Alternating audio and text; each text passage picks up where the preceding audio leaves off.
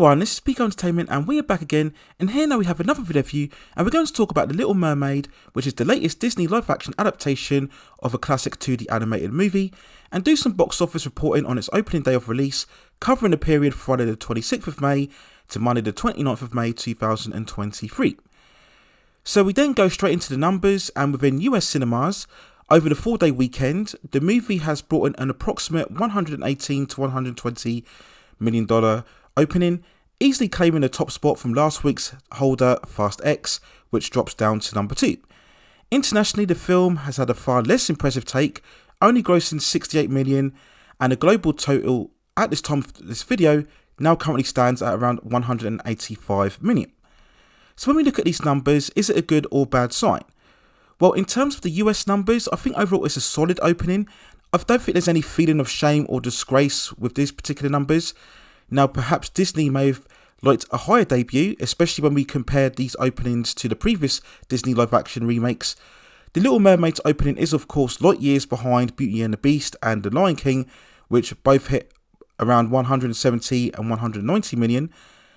But it was only just above Aladdin's opening from 91 million, which also opened around the same date of May the 24th back in 2019.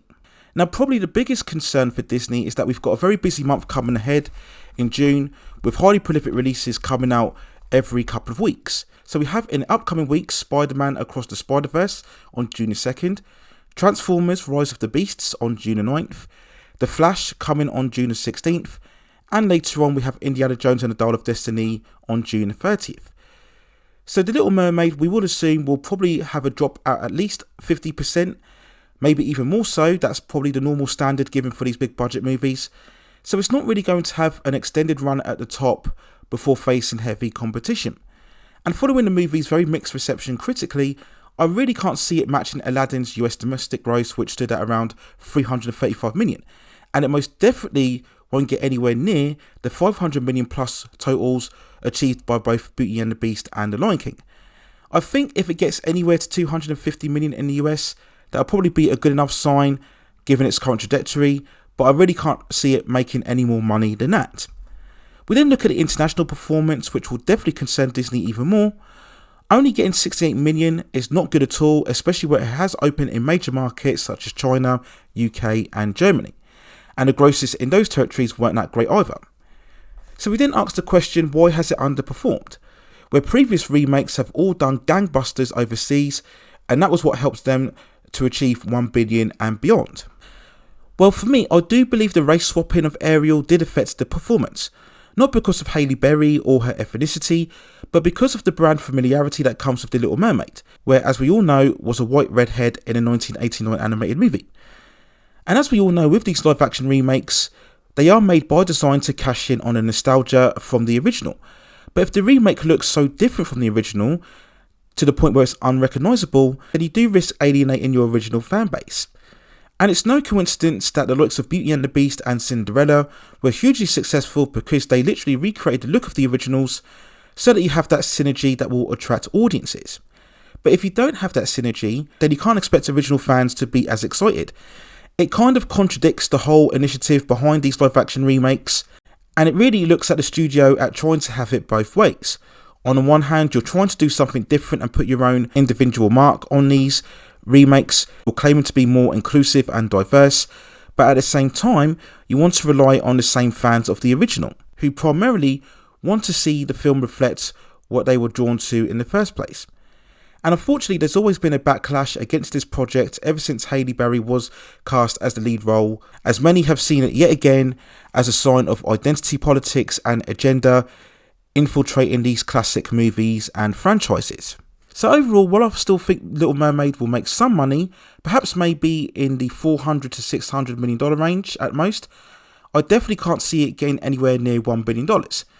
Now, of course, a movie doesn't have to make $1 billion in order to be a success, but when you consider that the film has a budget of around $250 million, The Little Mermaid most definitely will need to hit $1 billion in order to see anything of a sizable profit.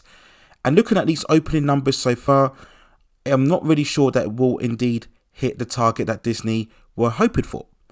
Now, speaking of other movies that may struggle to make a profit, We then take a look at Fast X, where in US cinemas it took a big 67% drop in its second weekend overall to gross 23 million. This is taking its overall tally within US cinemas to $107 million. And with the competition building up in the next month, as I mentioned before, this latest installment may struggle to get to $200 million domestic, which to be fair is right in line with the recent sequels in terms of the franchise. Now internationally, the film now stands at around $507 million, so $1 billion isn't out of the picture yet, and it still looks good to get past the $720 million grossed from Fast 9. So at the very least, it will outperform the previous installment, but looking at these figures now, it will give Vin Diesel and Universal some pause for thought regarding any proposed plans for another trilogy of Fast and Furious movies. Now, who will continue to be more pleased with their performance is Marvel, with Guardians of the Galaxy Vol. 3 continuing to hold very well within US cinemas, only dropping 38% in its fourth weekend with an approximate take of around $20 million to get it over the line for $300 million domestically. Globally, the movie now stands at around $731 million, and it looks like it's making good pace to hit at least $800 million worldwide, which I think overall is the standard that any Marvel should look to reach in order to garner it an overall success. It looks like Volume 3 will hit right in the range between Thor: Love and Thunder and also Black Panther: Wakanda Forever. So it's proof yet again that if Marvel can keep the focus on quality rather than quantity and maintain its brand recognition and familiarity with its audience, then there may be hope just yet going forward for Phase 5. But of course, we will wait and see what happens with the Marvels when that releases in November later on this year to get a further gauge of whether Phase 5 will be truly successful or not. So that's my overall thoughts and feelings on the opening weekend of The Little Mermaid within cinemas and whether it will go on to be a success or not. Let me know what you think in the comments below. Do you think this will be a big flop for Disney, or do you think it will steadily gain traction and get close to the massive grosses that we saw with the previous Disney live action remakes? Let me know what you think in the comments below, and if you have any other subjects regarding any other movies, television series, or any other topics within the entertainment and pop culture scene that you'd like to see me cover, then also let me know within the comments and I will see if I can provide further commentary for you on those topics within the future. Please also hit and like the subscription and notification buttons so I can provide you with more high quality content like this in the future. But that's it for now. Take care of yourselves and I will see you very, very soon.